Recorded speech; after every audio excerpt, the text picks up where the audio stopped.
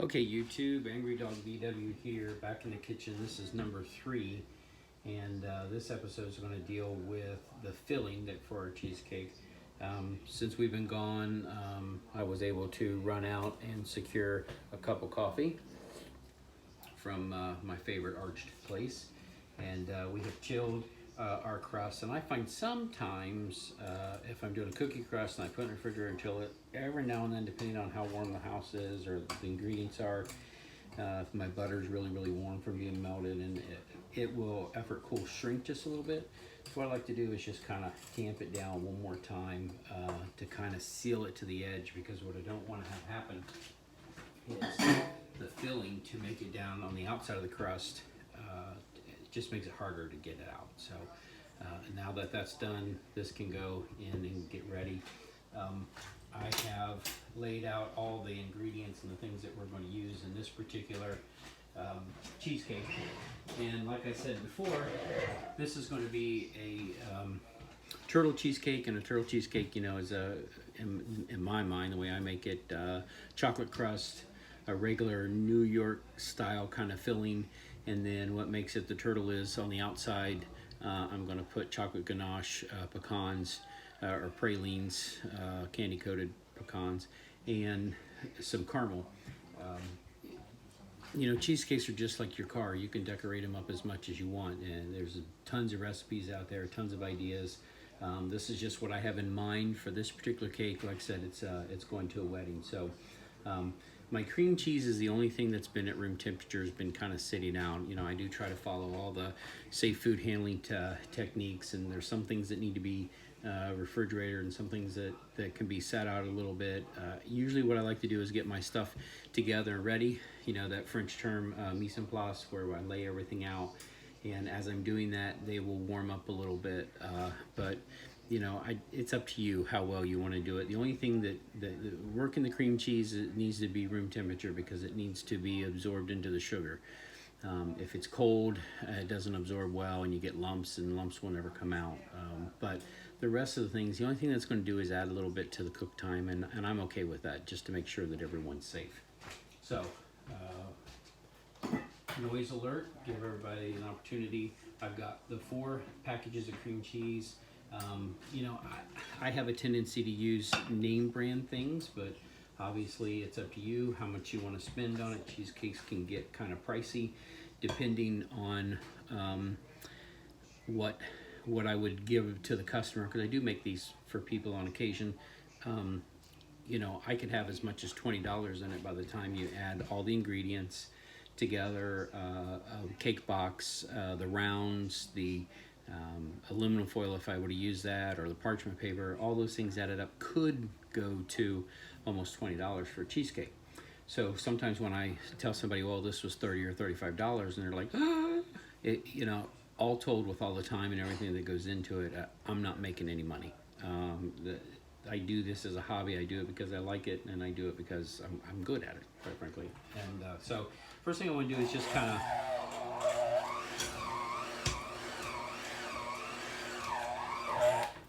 mash up the cream cheese just a little bit to get it ready.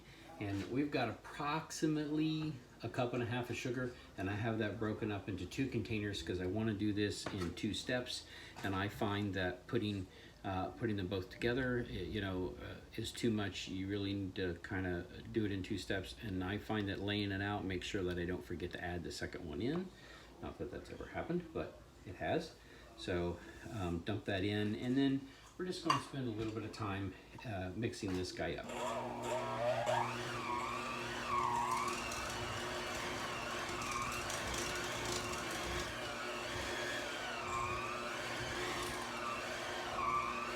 This first one, I'm just going to do it until I see that most of the sugar has kind of been incorporated into it. Maybe not necessarily has melted, but is incorporated into the cream cheese. Ideally, if you want a dense cheesecake, you want to avoid putting as much air into it as possible, so the least amount of mixing you can do, particularly with an electric mixer, the better. All right, so we've got our first one in, and before I go to the second one, I'm just going to kind of pull down the bowl just a little bit. I can kind of feel that there's still some grittiness to some of the cream cheese. and sugar, but that's okay because we're going to get rid of that here real shortly. All right, second batch of sugar, and this time we'll go for probably 30 seconds. So noise alert. Not sure what that little brown flake is.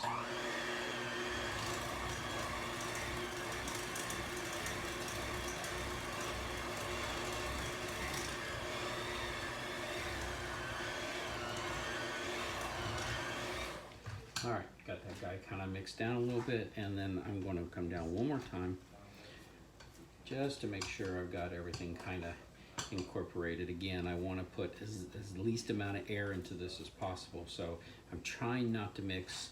But if you're worried about your cheesecake cracking, or so two main reasons that cheesecake cracks: one, over mixing; two, over baked. Over mixing, you cannot over mix when you're at this stage. You're just doing the cream cheese and sugar. You can mix as much as you want. The over mixing occurs when you start adding your eggs. So it's once we get to the egg part that we really slow down. So up to this point, you're not really going to ruin anything. You might put a lot of air into it, but you're not going to damage it in any way.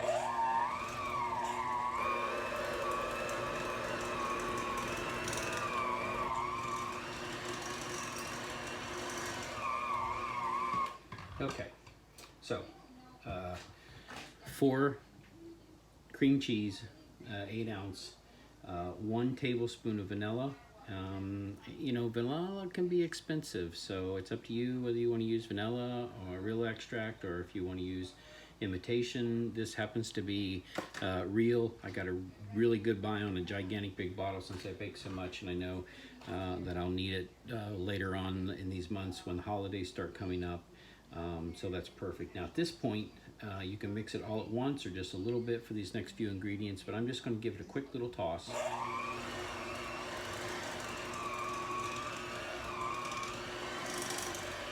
That was a tablespoon of vanilla, and now I have somewhere between 1/3 and 1/2 cup of sour cream, whatever brand you like. Again, you know, if you want to go to an affordable generic, by all means, that's fine.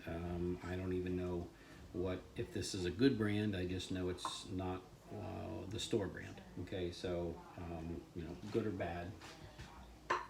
So sour cream, kind of right in the middle, and before I turn the mixer on, I'm going to try to get this guy mixed in a little bit, because again, I don't want to add a bunch of air to this.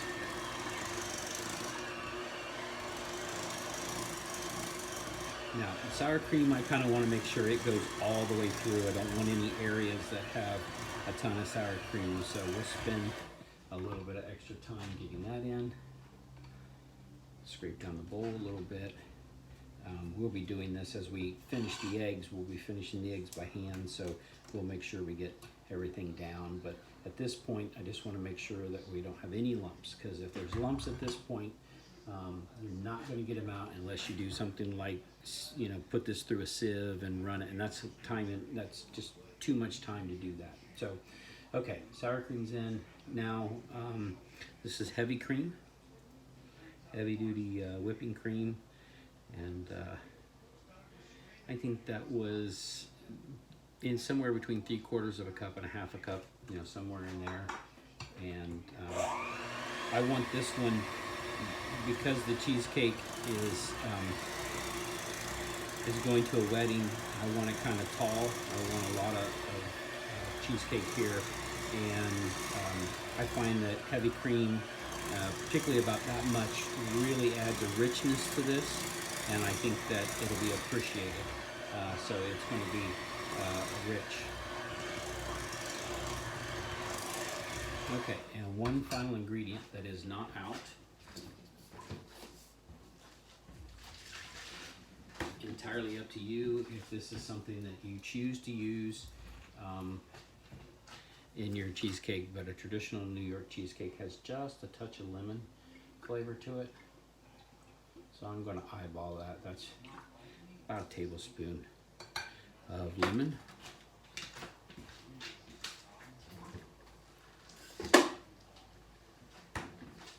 All right, quick mix.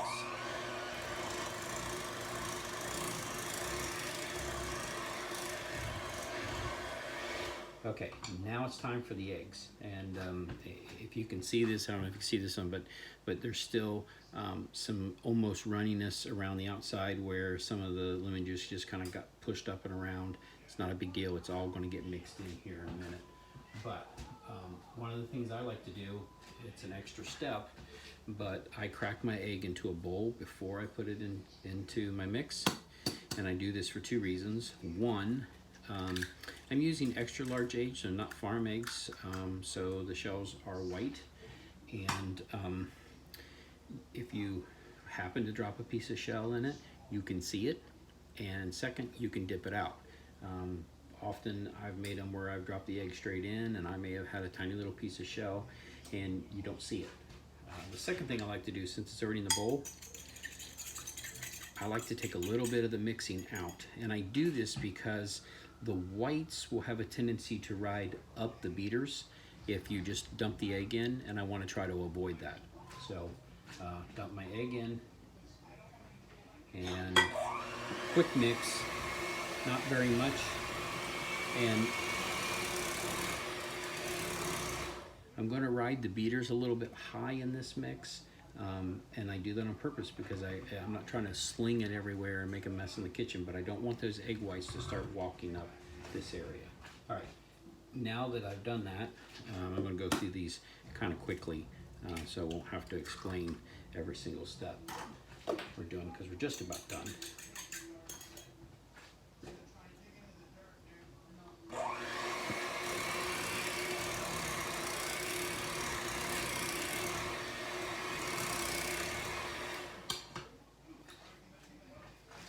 Two more.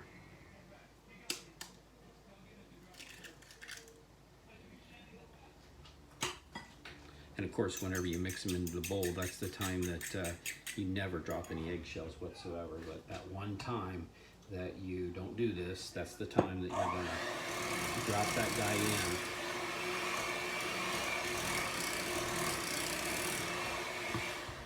in. All right, almost finished. Last one.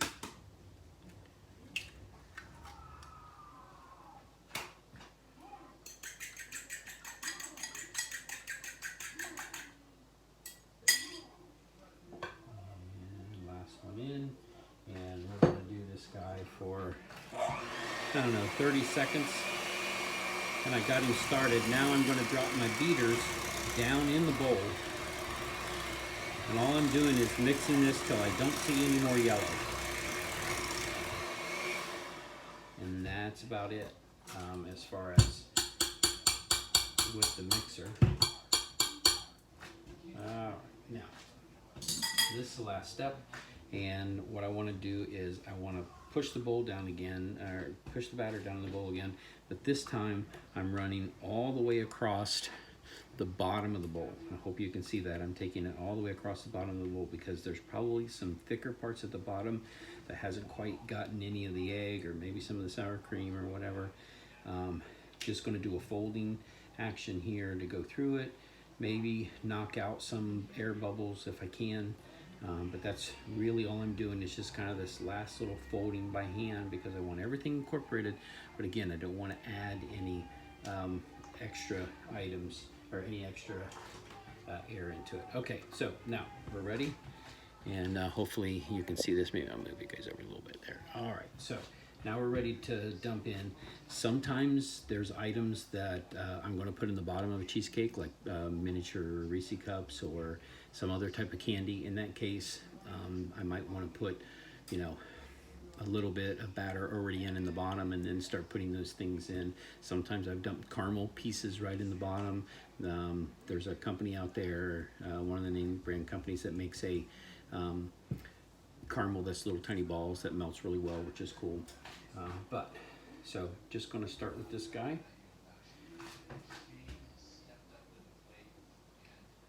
It should be somewhat thick.